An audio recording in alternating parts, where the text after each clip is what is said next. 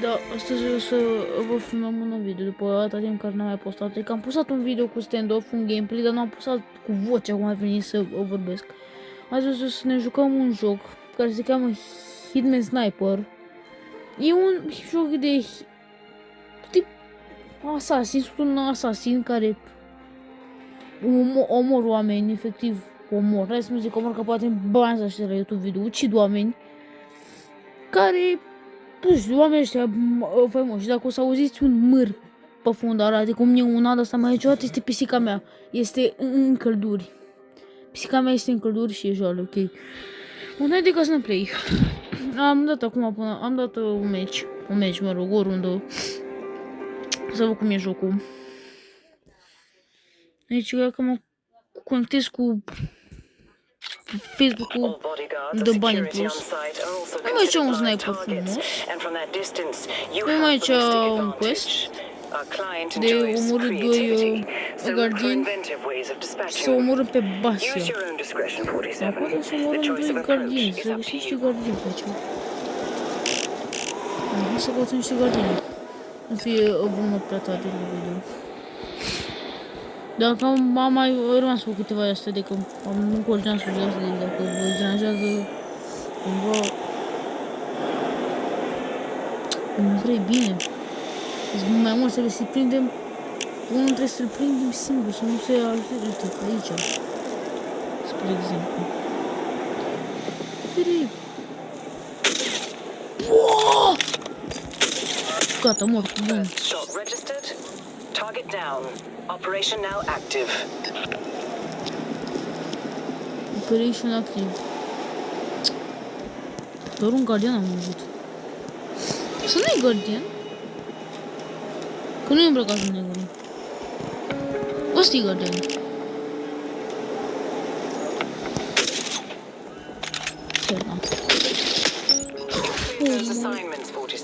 Pe Basia, uite-o. Te surprinde cumva. Perfect, gata. Win, gata. Easy. E prea tare.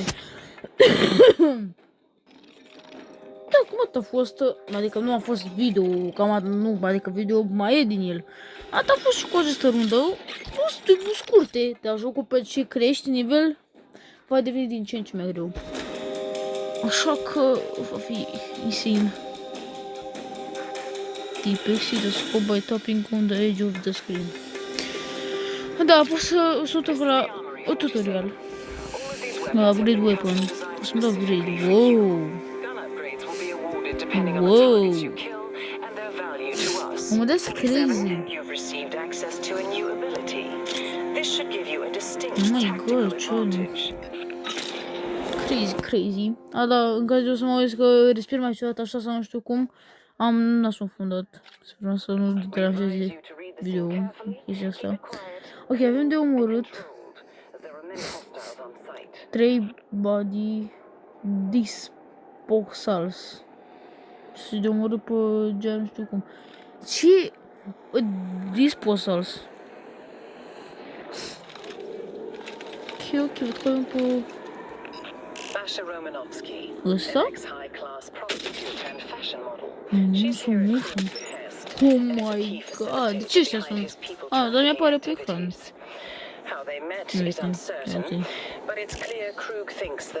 La ce se uită, bro?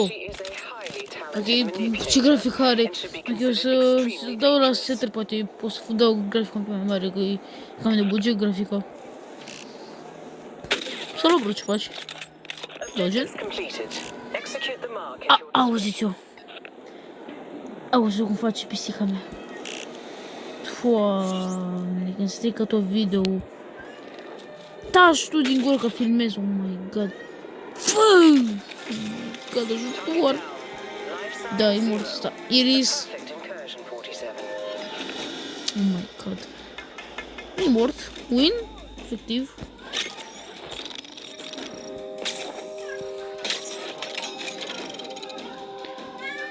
What is wrong with him, bro? Ia, un crit. Oh my god, strică tot video asta. Fă, taci din gură. Oh my god, ajutor. Bine, poți să tai partea asta, dar nu, să o tai pentru că Milene. Milene, sincer, să tai părți din video pentru că nu știu, nu știu, habar am, Milene. Efectiv, mai bine iau niște chestii pe video, niște efecte și cam mai efecte, mă rog. Milene, dacă pot să spun că Milene. Milene să elimine părți din video. Sau să le editez în principal. Sunt genul de gamer care dau rec și stop. Adică o puneți filmarea și o închid. Adică nu editez, nu fac mai nimic pentru că Milene. Dar m-a dat aici, nu știu de ce m-a dat, adică ce fac, ce vreau să fac. Adică asta e arma care o am deja. Nu știu cum cumpăr. Adică mi-a mai încărcat acest mod într-un... Mi-a mai încărcat acest joc într-un mod cam ilegal. L-am încărcat bine ilegal. Nu e ilegal, ilegal e să încarci cu piratare. Adică să ai abonamente gratis pe aplicații astea, dar mi-am încărcat cu mod care avea bani infiniți și n-ați dai seama, atunci cumpăram tot ce vreau. Acum e fără. Bai weapon, uite. N-am bani. Probabil că sunt și încă în tutorial. Ok, o să revin, o să încerc să mă loghez cu Facebook, poate îmi dă și mie niște bani și da, revin. Ok, aprende că am un schemă ăla, nu prea găsesc aici să mă conectez cu Facebook-ul. Și nici la grafici nu găsesc cum să le dau mai mari să fie așa. Mai calme, dar nu știu cam așa, n-am să fac. Bun. În rest pot să cumperi aici bani. Radioactiv. What? Ce sale? Ok, văd că avem mai jos un quest.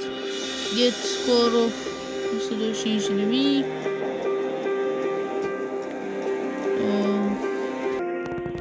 Haideți să dăm play acum. Discover, unlock, progress. Tap pe enter scope.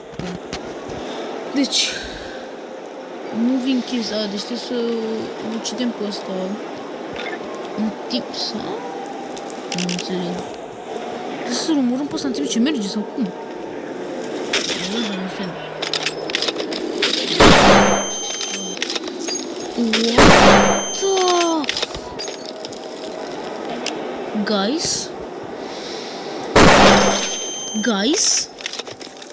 Guys?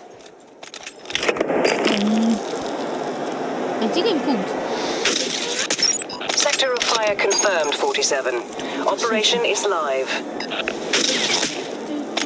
Civilian casualties are not part of this contract, 47.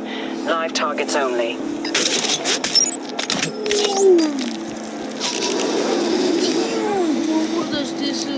Mă omor în timp ce se mișcă.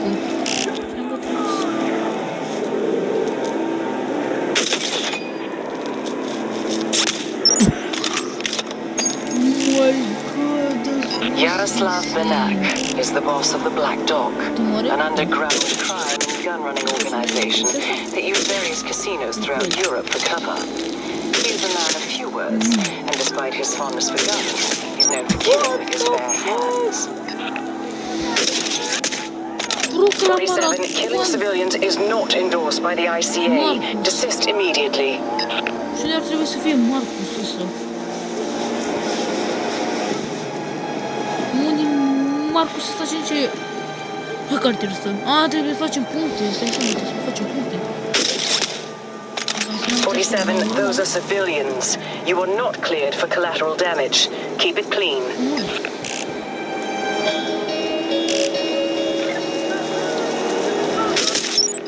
Objectives are incoming, 47. We'll discuss once you've removed the mark. Flawless as usual. The client will be... Oh my god, this game is insane. Ce îmi place la el este că nu prea are grafică bună. Dar are jocul e bun, eu le recomand. În caz nu știu, în caz nu aveți habar n-am bani pentru Hitman-ul pe ăla principalul care costă 300 ceva de lei din câte am văzut. De luați pe ăsta Hitman Sniper ăla vreo 11-10 lei, cam așa e jocul. Las un PSF de 25 de lei. Hai că cât-i? Eu mi-am strâns bani, am luat și mi-am luat și jocul ăsta. Care e foarte bun jocul ăsta. Ok, hai să dăm iară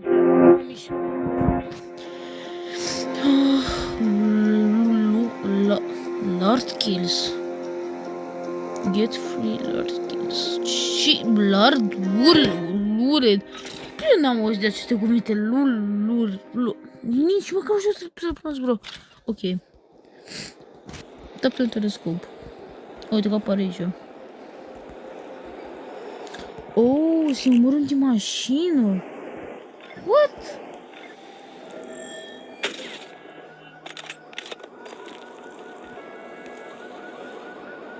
Damn.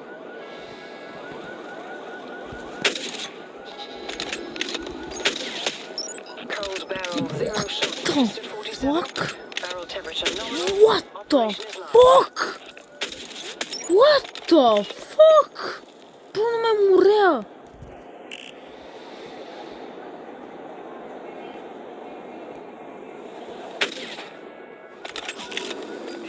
Faci.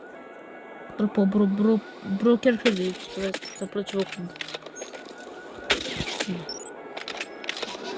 Oh my god, săraci. Unde e ăla? Uite-l. Tras în sticlă. Damn.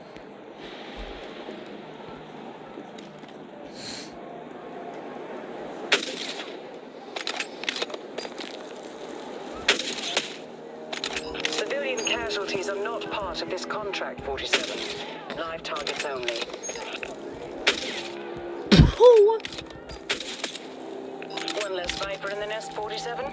Target removed. Doamne, ce se mișcă ăla? Are lag.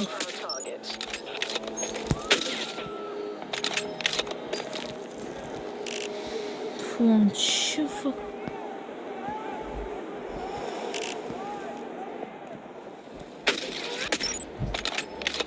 Asta nu are nicio treabă.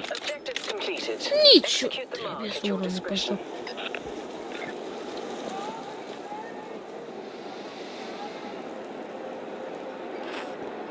Nu s-a băgat, bro, nu cred. E cușit. Oh my god. So crazy. Doamne, râd că se aude, sigur se aude pisica pe fundal. N-ai treabă cu ea, deci n-ai nicio treabă. Ia miau-nu. Ia miau-nu. Na. Ia să vedem cine plecă din acest credit. Receiver parts. Îți știi farts. What? Continue. Eu să continuăm, gen. Da. Eventually eliminate the enemies with headshots. Iar mă cred? Oh. Bine, și cu banii ăștia nici măcar nu pot să-mi iau arme, adică nu mă lasă. Adică apare buy weapon, dar nu apare prețul, adică nu știu ce se întâmplă. Deci loc, la rang, nu știu ce. Trebuie să facem rang? Nu. Upgrade, parcă, păi de avere, cum o customizez? Adică cum îi bag lunetul nou astea.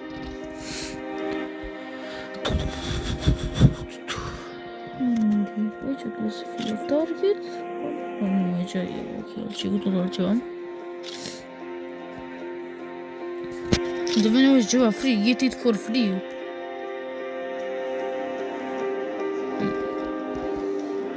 Deci ne jucăm cu prietenii, să ne uităm la 3 reclame, nu știu.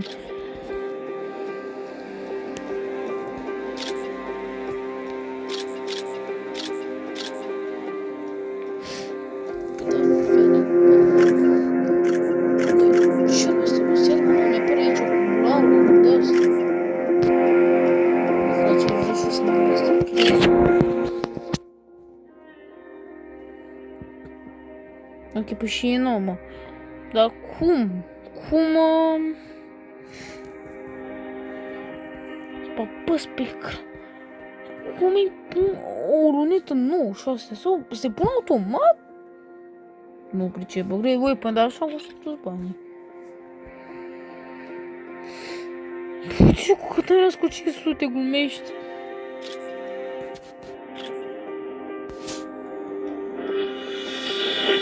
De ce nu merge să modific, nu știu. Ce buton apăs oare? Să-mi scrieți în comentarii în care de ce vă joc, nu știu. Să ziceți unde. Bun, până atunci noi o să mai dăm niște runde. Deci, rewards.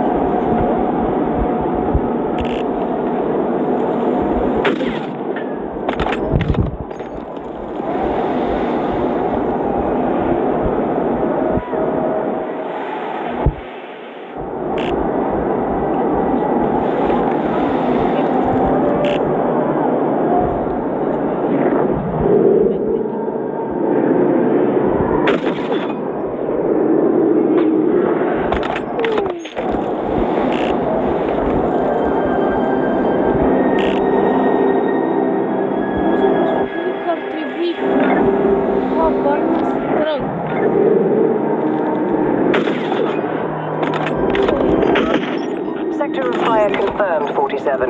Operation is live.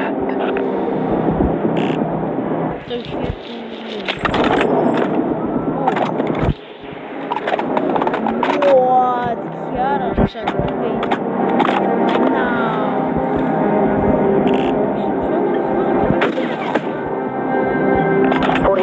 Killing civilians is not endorsed by the ICA.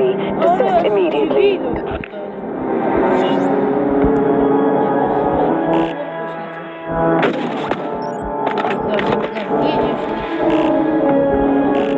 Baltasar Cavasso, also known as the Bastard of Mandaluca, is a wanted war criminal and ruthless dictator.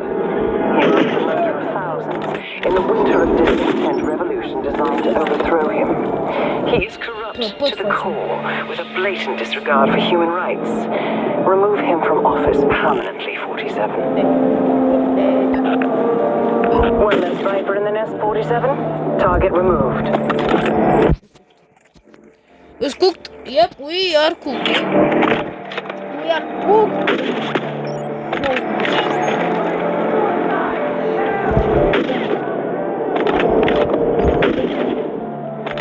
47, those are civilians. You are not cleared for collateral damage. Keep it.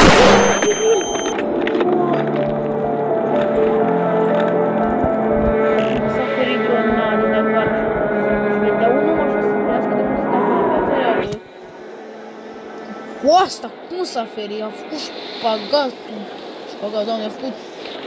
Nu știu cum a făcut bro de s-a ferit. A, da, și în acest joc mereu o să fie aceeași hartă.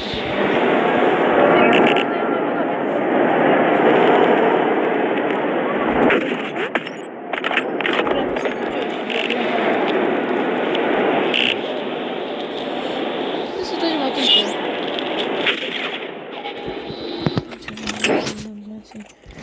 Ambulante, bro. De ce mereu dau mizul ăsta? My god, I'm cooked. Oh my god, I'm cooked. Oh my god, I'm cooked. Unde-i?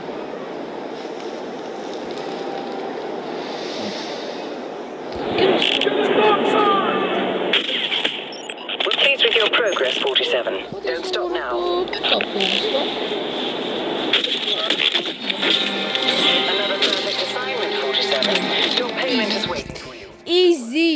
Primary target eliminated. Extraction in 1 second. Ce pot să zic? A fost cam easy. Scor 2400. 248 500 de mii. Sperăm că așa se citește numărul.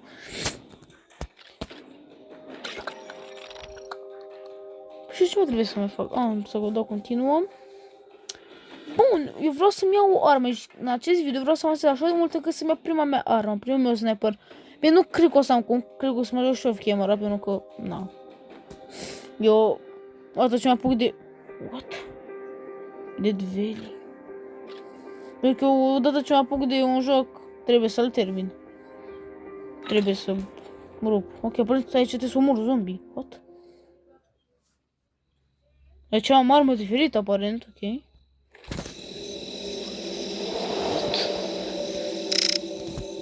Să omor zombie aici. Visit the shop.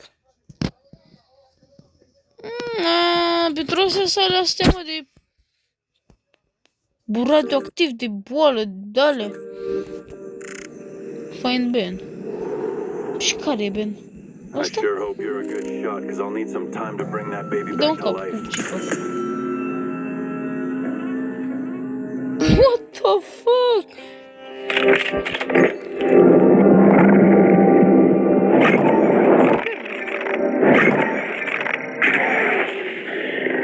Ok, da. Vreau să zic eu. Nu-mi place Dead Valley. Se pare stupid.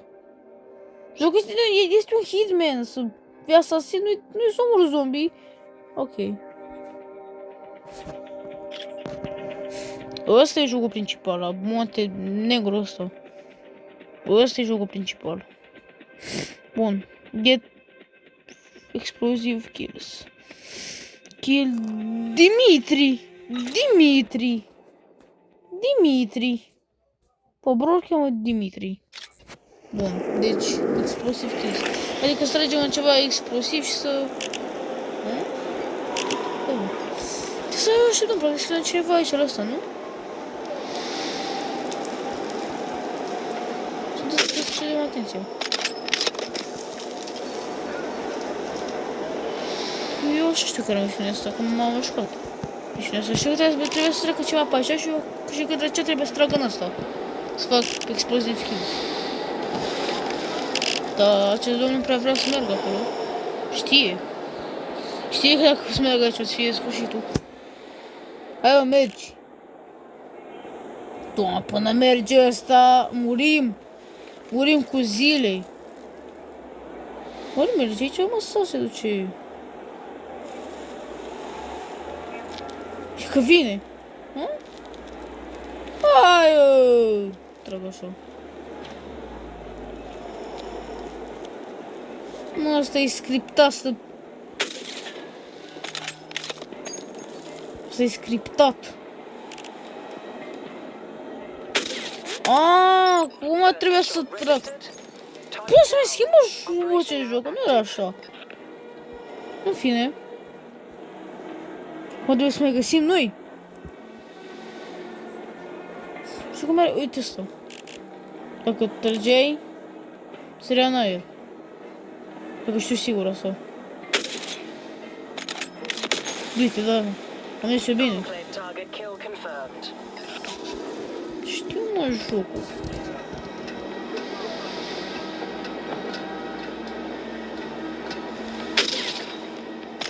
Știi ce? Să mă pe Dimitri, care Dimitri? Nu știu ce face Dimitri, dar o să facem un Dimitri.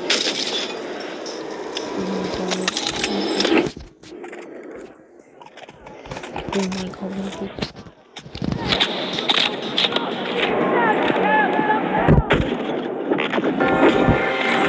Contract complete, Agent 47.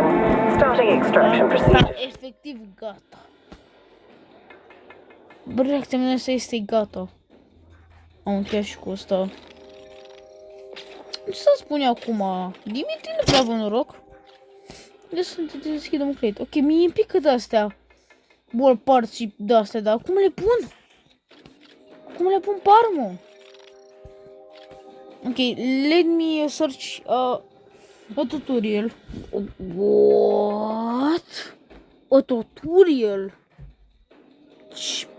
What the fuck? Ok. Ce a fost acea engleză de pe Wish? Na, ok, nu știu ce am. Da, ok, o să pun pauză și o să review și poate o să găsesc cum naiba să atașez aceste chestii pe armă care le-am primit, revin. Dar nu am găsit nimica. Dar totuși am ajuns eu așa la o concluzie. Posibil, după ce dau upgrade la asta, gen să ajung la level 8, având în vedere că e pușca de început, posibil să meargă pe pușca de început, să-i dai attachment-uri, adică să-i pui o lună așa de chestii, că altfel nu explic de ce mi-ar da mie acele attachment-uri, o lunetă, da, amortizoare, chestii, dacă nu merge să le pun, adică îți dai seama că ar trebui să le pun și plus că știu sigur că le poți să le pui, că m-am mai jucat jocul ăsta bine, că au mai primit update-ul și nu știu ce, acum nu știu. What the fuck? Get a domino kill by making a guard follow on another. What the? Mama, ok, asta să fie greu, decât să omor un guardian și ăla să cadă peste altul. What? Să omoră și pe ăla. Ok. E crazy. Ok. O domino kill, practic. Nu pune. Asta va fi crazy, bun. Asta știu partea asta, evident. Știu asta. Ia uite. Oh my god.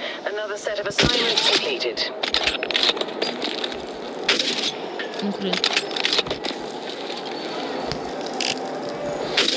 Pușcă în picior. Oh my god. What? Am murit pe... Explic, ok, deci înțeleg că un clon de sniper. Și un clon de sniper are un calibru insane. Dar cum să moară omul când l-am pușcat în picior? Adică mai degrabă trebuie să moară prima oară când l-am pușcat în coaste. What? Nu are sens jocul ăsta, în fine. Uitați, barrel parts. Ori sunt eu prost și de fapt astea care se le dă de fapt în loc la arme, ori sunt attachment-uri. Nu știu, habar n-am. Nu știu, repet, cine se pricepe la joc, cine s-a jucat jocul și se pricepe la el, să-mi scrieți în comentarii ce înseamnă astea. Când primești berele și scope și astea, ce mai primit eu aici, să-mi explice ce înseamnă. Ori înseamnă că să-ți dea în loc la o armă, gen să o construiești cum ar veni, cum ar veni, ca în Pusumautica, să găsești bucăți din chestii și apoi să le poți cumpăra. Așa e și în jocul ăsta, gen, să fie așa și în jocul ăsta, să găsești, să-ți dea bucăți din arme și apoi să o poți cumpăra. Ori poți să-ți agrăbezi arma, să pui chestii pe ea, dar... În fine, nu înțeleg. Repet, în caz de știe cineva ce s-a jucat jocul ăsta, să-mi scrie în comentarii. Că asta e, chiar nu înțeleg. Dar, în schimb, să mai dăm câteva meciuri și apoi închidem video, că deja s-a făcut 28 de minute în acest video. Nu e problema de spațiu, că am mult spațiu pe telefon, dar... Nu. Prea lung video și nu cred că se uită mai nimeni așa la video, nu e prea lung. Așa, la un posta, o să mai dăm încă 2 meciuri și apoi m-am ajutat eu camera. The godfather of cocaine, Ahmed Makhlouf, controls much of the drug trade throughout the Balkans. Very simply, he's used the services of the ICA in the past. Și cum vrei tu să îl omori pe asta? Ia, ha, explică cum îl omori pe asta. Time to settle the debt, 47.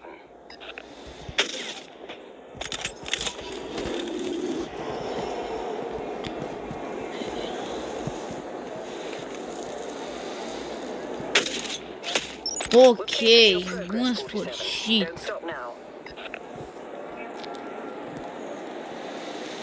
Da, numai pe Marcus. Hai că dăm glonțul instant, gata, mort. Este da. Foarte insane jocul ăsta. Mie îmi place, nu știu, frate, mie îmi place. Sincer, eu, dacă aș fi developerul, aș mai adăuga niște hărți. Hărți noi, gen. Și aș mai face grafica un pic mai bună pe arme. Și la...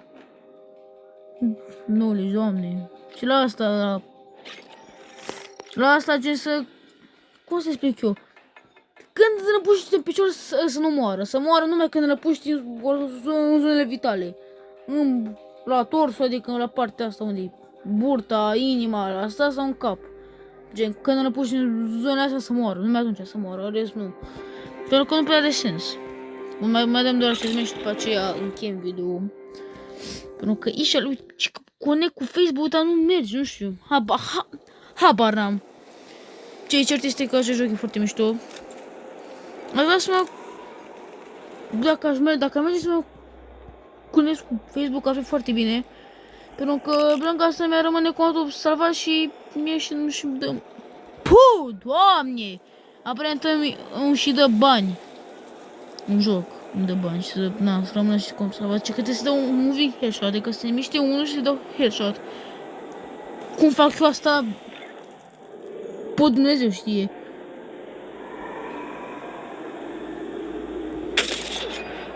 More objectives are incoming, 47. We'll discuss once you've removed the mark. Da, bro. Nu are nicio treabă cu viața. Auzi, glamp, dar stai că asta nu cred că se aude, pentru că are un amortizor. Păi și nu de ce eu când trag să aude poc? Așa tare, gen, și așa aude un psc. Adică când tragi în viața cu un amortizor se aude un psc. Nu știu cum se explică, dar se aude doar că nu se aude tare. Și de ce nu se aude așa și în joc dacă am amortizor, gen? În fine. Da. Cam atât a fost și cu acest video. Dacă vreți chiar o serie din acest joc, să-mi scrieți în comentarii și să dați și voi un like la video și să vă abonați, să ne strângem și noi. Hai, 50 de abonați. 50 de abonați. Alerting the scene. Curious, suspicious. Ce bă engleza asta de baltă? Doamne. Alerted, racing the alert. Ok. Da. Open, ok, apoi mai avem niște mulți de astea. Fii atent că avem armă. Avem armă nouă. Oh my god, avem armă nouă. Damn, avem armă nouă, deci ca pe final de video. Pum, direct, o să dăm și un update. Mai dăm un match în plus. Na, deci mai dăm un match în plus cu această armă. N-avem cum să dăm un match în plus cu această armă, veri. Mamă, frate, insane arma asta. N-avem cum să nu dăm un match în plus cu această armă, efectiv. Nu armă, văd că asta are și parcă mai multe grafici pe ea. Și așa mi se pare, deci ca pe final de video așa, poc, armă nouă. Na. Eu trebuie să fac doar puncte. What the fuck? Aici a început invers, fii atent. Aici prima oară l-am omorât pe... Am dat fail? Ce-am făcut? Aba nu. Da, nu am mers să fac scorul ăla, dar măcar am omorât pe Vicenț Krug, nu știu cum îl cheamă pe bro. Nu. Da, măcar am omorât pe ce trebuie să omor până la urmă meci, da. Acum chiar că închid video-ul. Și da. Închid, nu mai știu să mai zic, deja am zis ce trebuia să zic. Și o armă ca pe final de video. Păi nebunii mei, dăm acum un upgrade. Și da, o să ne jucăm mai mult cu această armă următorul video. Care nu știu când va apărea, nu știu când o să filmez, habar n-am. Și da.